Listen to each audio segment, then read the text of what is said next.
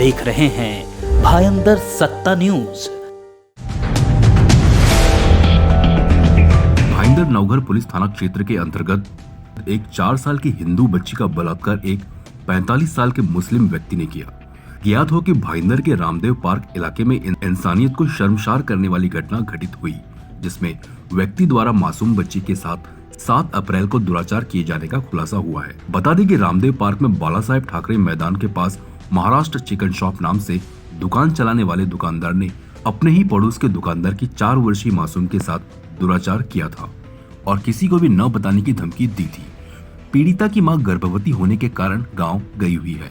बलात्कार का दर्द झेल रही बच्ची ने इस बारे में अपने पिता को बताया, लेकिन उसके पिता ने लोक लाज के डर से इस पर ध्यान नहीं दिया।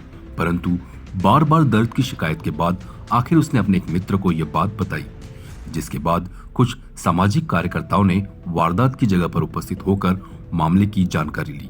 इस बाबत नवघर पुलिस को सूचित किया। समाचार लिखे जाने तक मामले में एफआईआर दर्ज की जा रही थी।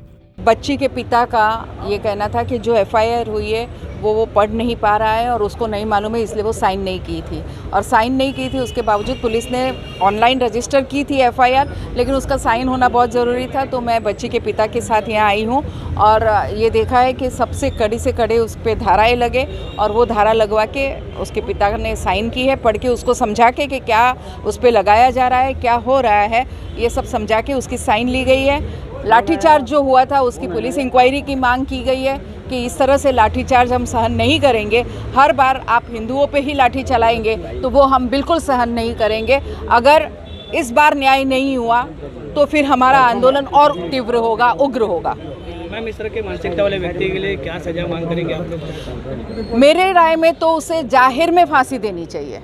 ऐसे लोगों को जाहिर में फांसी देने से शायद दूसरे लोगों को जो ऐसी हैवानियत वाली ये रखते हैं उनको अक्ल आ जाए कि जाहिर में फांसी देना। मैं दुबई के इस कायदे के साथ बहुत सहमत हूँ कि ऐसे लोगों को जाहिर में फांसी देना चाहिए। अब ये मांग होनी चाहिए कि इनका केस भी फास्ट ट्रैक पे चले और जल्द से जल्द उनको कड़ी से कड़ी सज़ा, मैं तो फिर कहती हूँ फांसी की सज़ा तुरंत हो, यही हमारी मांग रहेगी।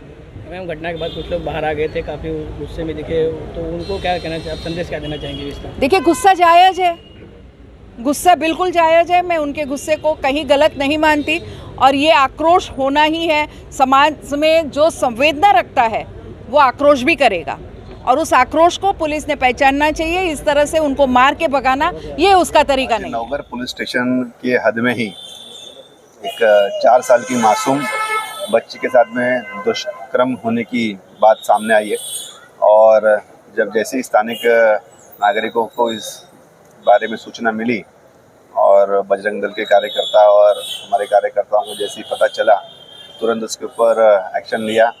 आरोपी को पुलिस स्टेशन लेके आकर पुलिस कंप्लेन करवाई है।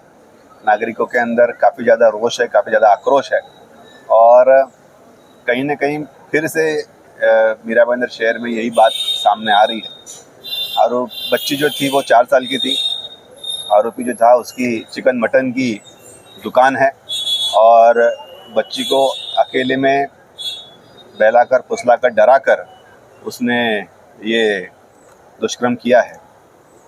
पुलिस से हमने सख्त से सख्त कार्रवाई करने की मांग की है और डीसीपी साहब गायकवाड़ साहब ने और स्थानिक पीआई साहब ने भी हमें कहा है कि वो पोस्को के अंतर्गत सख्त धाराओं के साथ में एफआईआर रजिस्टर कर रहे हैं।